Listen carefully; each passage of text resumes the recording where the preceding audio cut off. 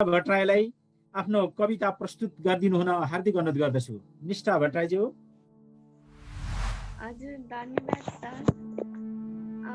नमस्ते, म निष्ठा भट्टराई। सर्वप्रथम यस आयोजक टिमहरूप्रति म हार्दिक नमन तथा धन्यवाद व्यक्त गर्दछु र मेरो कविताको शीर्षक रहेको छ चितै तहबिलदेखि ई लाइब्रेरीसम्म। हिजो सीमित दिवारभित्र आज सर्वव्यापी ई लाइब्रेरी निमेषभरमै बन्यो विश्वव्यापी। 1869 भाद्र 15 मिति जन्म हुँदा लाइब्रेरीको चल्यो पठन तिथि। नाम थियो चिताई तहबिल, काम तीव्र ज्ञान, धाउँदा यसले आउँछ बुद्धि, बढ्छ मान सम्मान। पुस्तकालय पुस्तकादि पाउने घर हाम्रो, भण्डार हो चेतनाको, शिक्षा पाउने राम्रो। सङ्घर्षशील विगत यसको सफल वर्तमान, विस्तार गरे गाउँठाउँमा बढ्छ दिगो सानो। यसकै नाममा विगत कालमा घटे थुप्रै पर्व, ज्ञानको खेती स्याहार्न पाउँदा लाग्छ आज गर्व। गाउँ गाउँमा पुस्तकालय खोल्नु पर्छ अब, ज्ञान भए सबल समाज निर्माण हुन्छ तब। खोल्छ यसले मानिसको चक्षु तेस्रो आँखा, महिमा यसको नबुझेमा लाग्छ आफै पाखा। छैन अरू केही पनि चेतनाको आधार, पुस्तक पढौँ अघि बढौँ गरौँ यसको विस्तार। समृद्धि र विकासको मूल अब फुटाउँ, सार्वजनिक पुस्तकालय खोल्न हामी जुटौँ। सार्वजनिक पुस्तकालय खोल्न हामी जुटौँ। धन्यवाद। धन्यवाद निष्ठा भट्टराईज्यू। उहाँ देवघाट तनहुँबाट हुनुहुन्थ्यो। अब महेश चौलागाईज्यूलाई आफ्नो कविता प्रस्तुतिका लागि हार्दिक अनुरोध गर्दछु। उहाँ पोखराबाट हुनुहुन्छ। महेश चौलागाई। हजुर सर, मलाई सुनिराख्नु भएको छ? सुनिएको छ। हजुर, हस्, धन्यवाद। धन्यवाद कार्यक्रम सञ्चालकज्यू। यहाँहरू सम्पूर्णलाई चाहिँ सर्वप्रथम त शुभ बिहानी तथा श्रीकृष्ण जन्माष्टमीको पनि शुभकामना। आयोजकको अनुसार नै मैले चाहिँ सम्बोधन पाठलाई चाहिँ छोडेर म आफ्नो कवितातर्फ नै लाग्छु। मेरो नाम चाहिँ महेश चौलागाई, हाल पोखरा 30बाट छु र म सिधै आफ्नो कवितातर्फ नै लाग्छु। र कविताको शीर्षक छ बुढो पुस्तकालय। कविताको शीर्षक बुढो पुस्तकालय र कविता यसरी सुरु हुन्छ। बिहानीको सूर्योदयसँगै, बिहानीको सूर्योदयसँगै उगादिन्छन् एकजोर पुराना र धमिला पुस्तकालयका आँखाहरू। बिहानीको सूर्योदयसँगै उगादिन्छन् एकजोर पुराना र धमिला पुस्तकालयका आँखाहरू। युवा हुँदा उसलाई हतार थियो, युवा हुँदा उसलाई हतार थियो न्युटन, आइन्स्टाइन र डार्विनका सिद्धान्त। युवा हुँदा उसलाई हतार थियो न्युटन, आइन्स्टाइन र डार्विनका सिद्धान्त खोज्न। हतार थियो उसलाई शेक्सपियर, डिपी र देवकोटाका पुस्तकहरू रोज्न। युवा हुँदा उसलाई हतार थियो न्युटन, आइन्स्टाइन र डार्विनका सिद्धान्त खोज्न। हतार थियो उसलाई शेक्सपियर, डिपी र देवकोटाका पुस्तकहरू रोज्न। दौडन्थ्यो ज्ञान विज्ञानदेखि मनोविज्ञानसम्म। दौडन्थ्यो ज्ञान विज्ञानदेखि मनोविज्ञानसम्म र जोडेको थियो सम्पत्तिको नाममा केही थान पुस्तकहरू। जन्माउन खोजेको थियो उसले राम, बुद्ध, मोहम्मद र क्राइस्टहरू। जन्माउन खोजेको थियो उसले राम, बुद्ध, मोहम्मद र क्राइस्टहरू, मार्क्स, फ्लोरेन्स, टेरेसा र पारिजातहरू। जन्माउन खोजेको थियो उसले राम, बुद्ध, मोहम्मद र क्राइस्टहरू, मार्क्स, फ्लोरेन्स, टेरेसा र पारिजातहरू। तर जमाना बदलिएको उसले पत्तो नै पाएन। या जमाना उसलाई नसोधी बदलियो तर जवाना बदलिएको उसले पत्तो नै पाएन, या जवाना उसलाई नसोधी बदलियो। आज बन्द कोठामा उसका पुराना सम्पत्तिहरूलाई थुनी, आज बन्द कोठामा उसका पुराना सम्पत्तिहरूलाई थुनी यो संसार, आज बन्द कोठामा उसका पुराना सम्पत्तिहरूलाई थुनी यो संसार। समाज रूपान्तरणका नाममा जात, धर्म, भाषा, वर्ण र सिमानाको पुस्तक कोर्नमा व्यस्त छ। के यहाँले पढ्नुभयो बन्दुकको नालले लेखिएका ती पुस्तकहरू? हवस् त, धन्यवाद। धन्यवाद महेश चौलागाईज्यूलाई। अब आफ्नो कविता प्रस्तुतिका लागि म रामकृष्ण भण्डारीज्यूलाई अनुरोध गर्दछु। उहाँ तनहुँबाट हुनुहुन्छ। रामकृष्ण भण्डारी। नमस्ते सर। सर्वप्रथम त भोलि पढ्न गएको पुस्तकालय दिवसको सम्पूर्ण यहाँ उपस्थित हुनुभएका सबैजनालाई हार्दिक मङ्गलमय शुभकामना। र म ढिलो नगरिकन मेरो कविता अगाडि बढाउन चाहन्छु। र मेरो कविताको शीर्षक छ तिमी र तिम्रो घरलाई सम्झेर। ए मेरो प्रिय साथी, जहिले तिम्रो अक्षरको यात्रामा हराउने मान्छे म। आज भने कता तिमीलाई मेरो अन्तर्मनको कथा सुनाउन मन लाग्यो। कृपया सुन्देऊ है। लेख्दैछु यो पत्रका पानाहरू तिमी र तिम्रो परिवारको निम्ति यो कोरोनाको विषम परिस्थितिमा तिमी र तिम्रो घरलाई सम्झेर। आज मेरो मन यो दर्दनाक समयमा एकदमै उकुस-मुकुस भएको छ। तिम्रो किताब रूपी आवाजलाई स्पर्श गर्न नपाउँदा, तिमी र तिम्रो घरको अक्षरका बास्नाहरूलाई सुग्न नपाउँदा, जहिले तिमी र तिम्रो घरको सुगन्धले गहिरो ज्ञान सागरमा हराउने मान्छेमा, निमग्न हुने मलाई आज ठुलै कुरा गुमाएको जस्तो भएको छ। फेरि त्यही पुरानो कोट लगाई तिम्रा अन्य नयाँ रूपका अनुहारहरूलाई गर्न मन छ अवलोकन। तिम्रो घरको छहारीमा बसी ज्ञानको तिर्खाहरू मेटाउन मन छ। अनि स्मार्टफोनको मालिक बन्न भन्दा तिमीलाई पढेर स्मार्ट बन्न मन छ।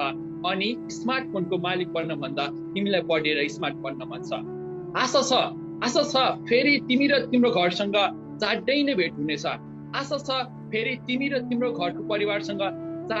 हुनेछ। तिम्रो रूपमा फेरि म आफूलाई भेटाउन मन छ। ए साँच्ची कति स्वर्णिम पल थियो है तिमीसँग बिताएका ती अमूल्य पलहरू। त्यही भएर त यो पत्र लेख्दैछु तिमी र तिम्रो घरलाई सम्झेर। धन्यवाद।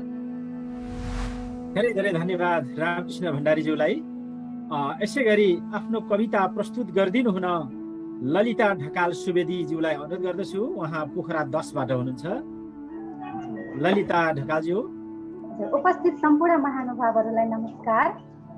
म ढिलो नगरिकन मेरो कविता सुरु गर्न जाँदैछु।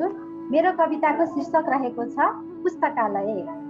विश्व दृष्टिको चेतना मन मस्तिष्कमा भरिदिने, अन्धकारबाट समाजलाई उज्यालोतर्फ लगिदिने, बिना कुनै भेदभाव समाजलाई ज्ञान दिने एउटा विद्याको मन्दिर हो पुस्तकालय। छन् त्यहाँ कैयौँ पसिनाका पानाहरू, छन् त्यहाँ कैयौँ अनुभवका गाथाहरू, छन् त्यहाँ अनेकौँ सिद्धान्तका ठेलीहरू, छन् त्यहाँ विश्वभरिका दर्शनका लिपिहरू, जसले दुनियाँलाई बुझ्न र बदल्न सक्ने सामर्थ्य दिन्छन्। मात्र तिनको अध्ययनले सुन्दर समाज र राष्ट्र निर्माण गर्न सकिन्छ। यस्तो ज्ञानको मन्दिर आज अपहेलित हुँदैछ कतै कतै। मानिससँग फुर्सद छैन पुस्तकालय धाउन। व्यस्तता र भागदौड बीचको जिन्दगीमा हातको मोबाइल फोन नै सबथोक भइसकेको अवस्था छ। पुस्तकालयको विकल्प खोज्नेहरू आऊ पुस्तकालयमा फेरि। भर तिम्रो मस्तिष्क ज्ञानको ज्योतिले, अनि सबै मिली बनाउला सभ्य र शिक्षित समाज। पुस्तकालयको ज्ञानले सजाउला समृद्ध नेपाल र सुखी नेपालीको सपना। पुस्तकालयको ज्ञानले सजाउला समृद्ध नेपाल र सुखी नेपालीको सपना। धन्यवाद। धेरै धेरै धन्यवाद ललिता ढकाल सुवेदीज्यूलाई। उहाँ पोखरा 10बाट हुनुहुन्थ्यो। अब विदित पराजुलीलाई आफ्नो कविता प्रस्तुत गरिदिनु हुन हार्दिक अनुरोध गर्दछु। उहाँ पोखरा वडा नम्बर 2बाट हुनुहुन्छ। विदित पराजुली। धन्यवाद सर। म विदित पराजुली र मेरो कविताको शीर्षक छ पाना पानामा पाठशाला। अनन्त आकाशबाट ओर्लिए पनि, अनन्त आकाशबाट ओर्लिए पनि, दिगम्बर हिमालबाट पग्लिए पनि, अनन्त आकाशबाट ओर्लिए पनि, दिगम्बर हिमालबाट पग्लिए पनि, पहराका छातीबाट चुहिए पनि, पहराका छातीबाट चुहिए पनि, अक्षरहरू रङ्ग छर्दै खेल्छन् पानाहरूमा, अक्षरहरू रङ्ग छर्दै खेल्छन् पानाहरूमा, मधुरस घोल्छन्, मधुरस घोल्छन् पानाहरूमा, सरगम बोल्छन् गानाहरूमा, मधुरस घोल्छन् पानाहरूमा, सरगम बोल्छन् गानाहरूमा, तिलस्मी जादुगरी, तिलस्मी जादुगरी शीतका दानाहरूमा, तिलस्मी जादुगरी शीतका दानाहरूमा, इन्द्रेणी कलाप्रीतका तानाहरूमा, इन्द्रेणी कलाप्रीतका तानाहरूमा, सृजनाका खजानाले, सृजनाका खजानाले सजिएका पानाहरू पुस्तककार मनोरम तालहरू हुन्, पुस्तककार मनोरम तालहरू हुन्, पारखी नजरले अनुभूत लयात्मक छालहरू हुन्, पारखी नजरले अनुभूत लयात्मक छालहरू हुन्, सभ्य संसारकै सुन्दर सम्पदाका पालहरू हुन्, सभ्य संसारकै सुन्दर सम्पदाका पालहरू हुन्, पुस्तक घरका एक एक पानाहरूमा, पुस्तक घरका एक एक पानाहरूमा सलबलाउने सजीव चित्रहरू, पुस्तक घरका एक एक पानाहरूमा सलबलाउने सजीव चित्रहरू, पाना पानामा पाठशाला बोकेर, पाना पानामा पाठशाला बोकेर उभिएका अजीब मित्रहरू, पाना पानामा पाठशाला बोकेर उभिएका अजीब मित्रहरू, पढ्ने आँखा र ओठहरूमा बाँच्छन्, पढ्ने आँखा र ओठहरूमा बाँच्छन्, जीवन ज्योति बालेर अमर आत्माहरू, जीवन ज्योति बालेर अमर आत्माहरू, यायावरहरू, यायावरहरू मनमुटुभरि भरोसा बोकेर, यायावरहरू मनमुटुभरि भरोसा बोकेर अविदितको महायात्रामा लम्कन्छन्, अविदितको महायात्रामा लम्कन्छन्, पानाहरूमा गहिराई भेट्नेहरू, पानाहरूमा गहिराई भेट्नेहरू मोती टिपेर चम्कन्छन्, पानाहरूमा गहिराई भेट्नेहरू मोती टिपेर चम्कन्छन्, उनीहरूले जलबिन्दुमा सागर अटाएको देखे, उनीहरूले जलबिन्दुमा सागर अटाएको देखे, मानव जगतलाई स्वर्गगामी लोकमार्गको, मानव जगतलाई स्वर्गगामी लोकमार्गको दुरुस्त मानचित्र लेखे, दुरुस्त मानचित्र लेखे, मान्छे भित्रको देव र दानव, मान्छे भित्रको देव र दानव अनि बाह्य दुनियाँको चिरवीर, मान्छे भित्रको देव र दानव अनि बाह्य दुनियाँको चिरवीर, सारबान सूत्रहरू कुदिएका सुनाखरी गोदावरी बेली चमेली, सारबान सूत्रहरू कुदिएका सुनाखरी गोदावरी बेली चमेली, पुस्तकको बगैँचामा मधुमास ल्याउने, पुस्तकको बगैँचामा मधुमास ल्याउने, पाना पाना डुल्दै डुल्दै, पाना पाना डुल्दै डुल्दै, पाठकहरू शिखरहरू चढ्दै चढ्दै गए, पाठकहरू शिखरहरू चढ्दै चढ्दै गए,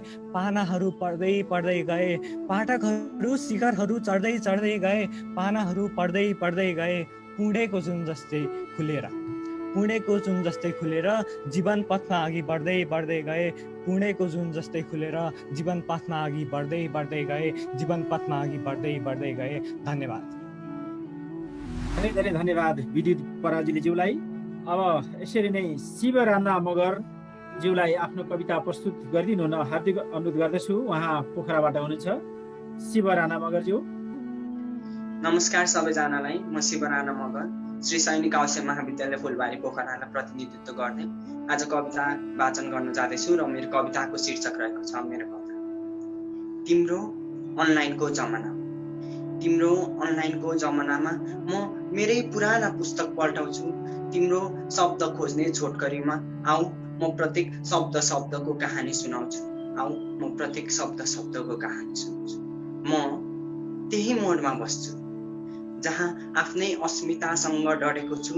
भलै भिडोलान वरिपरि तर त्यही बन्द कोठामै अडेको छु। भलै भिडोलान वरिपरि तर त्यही बन्द कोठामा अडेको छु। चाउरी परे सुके मेरा कथाका मालाहरू, चाउरी परे मेरा पुराणका गालाहरू, तर विवश म त्यही बन्द कोठामै सरेको छु। इन्टरनेटको आगमनसँगै हिजोसम्म मसँग हाँस्नेहरू आज इन्टरनेटसँगै सम्बन्ध गाँसेका छन्, हुँदाहुँदै इन्टरनेटकै लागि बाँचेका छन्, इन्टरनेटकै लागि आफ्नो तन साँचेका छन्।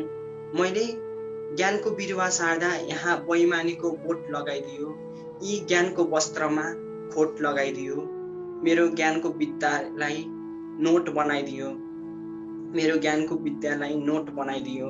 सायद कुहिएको आलुले सबैलाई कुहाएको सरी मेरा पुराना ग्रन्थको यो हातले मलाई नै पुराना बनाइदियो। तर यसमा इन्टरनेटको मात्र होइन, दोष तिम्रो मेरो सबैको छ। अब काँधमा काँध राख्दै बस्नेले उठी उठ्नेले झुकी ज्ञानको वस्त्र ओढाई चिसो शिशिरलाई हटाई म र मेरो बन्द कोठामा वसन्तको हरियाली ल्याइदेऊ है। बिन्ती छ, म र मेरो बन्द कोठामा वसन्तको हरियाली ल्याइदेऊ है। धन्यवाद। धेरै धेरै धन्यवाद शिव राणा मगरज्यूलाई। अब आफ्नो कविता प्रस्तुतिका लागि म अनुरोध गर्छु सङ्कल्प ढकाल, उहाँ पोखरा 17बाट प्रतिनिधित्व गर्नुहुन्छ। सङ्कल्प ढकालज्यू। उपस्थित सम्पूर्णमा म सङ्कल्प ढकाल स्वतन्त्र प्रेमीको नमस्कार। मेरो कविताको शीर्षक छ किताब। मैले देखेको छु खोक्रो मुण्ड बोकेका केही बलिया ज्यान स्वार्थ पुरा गर्न चिर्दैछन् अनगिन्ती शरीर र पोद्दैछन् रगतको श्रृङ्गार। मैले देखेको छु खोक्रो मुण्ड बोकेका केही बलिया ज्यान स्वार्थ पुरा गर्न चिर्दैछन् अनगिन्ती शरीर र पोद्दैछन् रगतको श्रृङ्गार। तीखा तरबारले चिरिएपछि जीवनका सार वेद र पुराणका किताब सँगै मरेका छन् संस्कार र अनुशासन। मसालहरूले जलाएपछि विद्याको खानी विज्ञानका किताब सँगै जलेका छन् मेहनत र सत्यता। केही थान औजारहरूले गाडेपछि हिम्मतको धरोहर कानुनका किताब सँगै गाडिएका छन् न्याय र विश्वास। कलमहरूले विद्रोह गरेपछि कल्पनाको मानचित्र साहित्यका किताब सँगै बिग्रेका छन् कलम र मसीको सम्बन्ध च्यातिएका छन् गाता र पानाको सम्बन्ध। केही बन्दुकले पड्काएपछि समाजको चित्र, केही मुठ्ठीहरूले अठ्याएपछि न्यायका आवाज, केही ज्वालाहरूले सल्काएपछि धर्मको आगो। जीवनका पुस्तकालय खरानी बनेका छन्, जीवनका पुस्तकालय खरानी बनाइएका छन्। मैले सुनेको छु केही बलिया हातहरू उघार्दैछन् गणितका किताब। मैले सुनेको छु केही बलिया हातहरू उतार्दैछन् गणितका किताब र सँगै खोज्दैछन्, लुच्दैछन्, बाँच्दैछन् हिसाब गर्ने औँलाहरू। आज मलाई बहुत डर लागेको छ। आज मलाई बहुत डर लागेको छ, भन्नुहोस् म के गरौँ? आज मलाई बहुत डर लागेको छ, भन्नुहोस् म के गरौँ? कहाँ लुकाउँ यी बाँकी रहेका जिन्दगीको हिसाब राख्ने गणितका किताब? कहाँ लुकाउँ यी बाँकी रहेका जिन्दगीको हिसाब राख्ने गणितका किताब? हस्, धन्यवाद। धेरै धेरै धन्यवाद सङ्कल्प ढकालज्यूलाई। अब यसरी नै आफ्नो कविता प्रस्तुत गरिदिनु हुन सलिना पौडेलज्यूलाई म अनुरोध गर्दछु। उहाँ पोखरा 8बाट हुनुहुन्छ। सलिना पौडेलज्यू। धन्यवाद सञ्चालकज्यू। यहाँ उपस्थित सम्पूर्णमा मेरो न्यानो साहित्यिक अभिवादन। म सलिना पौडेल, घर पोखरादेखि। समयको दायरालाई ध्यान आकर्षण गर्दै म कवितातर्फ लागेँ र मेरो कविताको शीर्षक छ पुस्तकालयभित्र कि म। पुस्तकालयभित्र कि म। एक दिन मैले भगवानसँग वरदान मागे, मलाई खुसीको संसारमा पुर्याउनु भनेर। त्यस दिन पहिलोपल्ट म किताब न किताबको संसारमा पुगे। मलाई थाहा छैन मेरो कुरा भगवानले सुने कि म आफै त्यहाँ पुगे। मलाई थाहा छैन म त्यो रमणीय वातावरणमा खै कसरी हो हराउन पो थाले। मलाई अझै निष्पक्ष रूपमा याद छ त्यो दिन जब मैले पुस्तकालयबाट खुसी नाम गरेको विजय कुमारको किताबलाई सुने। त्यस दिन मैले आफूलाई संसारकै भाग्यमानीको नाउँले चिनाउन थाले। किन थाहा छ? किनकि म त किताबको दुनियाँमा गहिरो ध्यानमा थिएँ।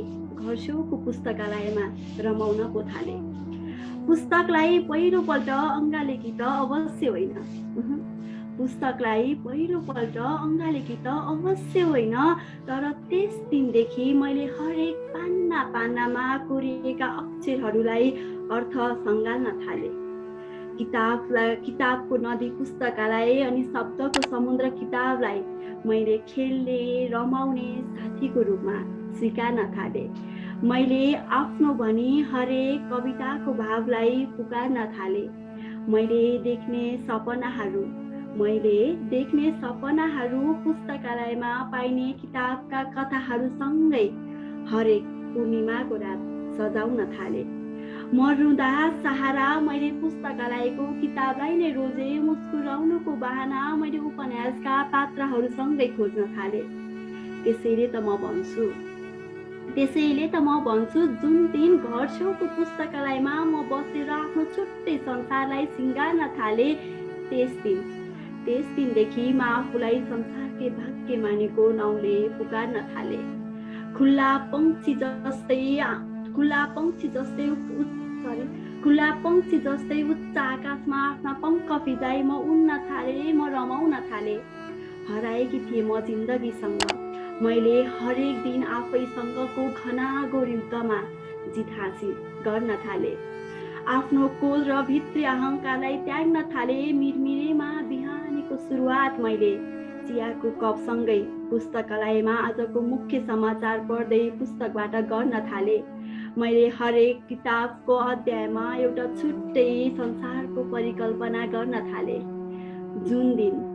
जुन दिनदेखि मैले पुस्तकालयमा किताब पत्र पत्रिकालाई छानी मन आनन्दित लिएर पढ्न थाले, त्यस दिनदेखि मैले जिन्दगीको परिभाषालाई बुझ्न थाले। आफू भित्र गुम्सिएका खुसीका भण्डारहरूलाई फुकाउँदै आफ्नो मनलाई समर्पित गर्न थाले। तब मात्र म आफ्नो नाउँलाई सलिना पौडेल भनेर गर्वसाथ यो दुष्ट दुनियाँको सामु चिनाउन सके। त्यसैले म भन्छु आजै नजिकैको पुस्तकालयमा जाउँ, आफ्नो जिउने तालिकालाई सहजै रूपान्तरण गरौँ। हरेक दिन मुस्कुराउनुको श्रेय किताबलाई नै दिन थालौँ र खुसी साथ जिन्दगी कटाउँ। धन्यवाद सलिना पौडेलज्यूलाई। यसरी नै आफ्नो कविता प्रस्तुत गरिदिनु हुन म सुजन सुवेदीज्यूलाई अनुरोध गर्छु। सुजन सुवेदी पोखरा 25बाट प्रतिनिधित्व गर्नुहुन्छ। सुजन सुवेदीज्यू। धन्यवाद उद्घोषकज्यू। उपस्थित सम्पूर्णमा पोखरा 25बाट म सुजन सुवेदीको हार्दिक अभिवादन टक्राउन चाहन्छु र अब म ढिला नगरिकन मेरो कवितातर्फ लाग्न चाहन्छु। मेरो कविताको शीर्षक रहेको छ पुस्तकालय। वर्तमानको हाहाकारबाट टाढा कतै स्वर कल्पनाको जादुमय अस्तित्वभित्र हराइ जान मन लाग्छ जब म तब पुस्तकालय छिर्ने गर्छु।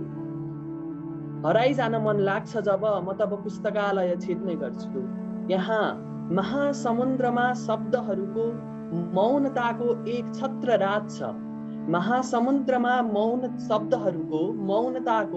छत्र रात छ। अक्षरसँग अक्षरहरू, शब्दसँग शब्दहरू, शुभ्र श्वेत पानाभरि मौन भाषामा प्राचीन संवाद गर्छन्। यो केही वर्ग फिटको परिधिभित्र म पुस्तकहरूसँगै कयौं जीवन बाँचेको छु र कयौं मृत्यु मरेको छु।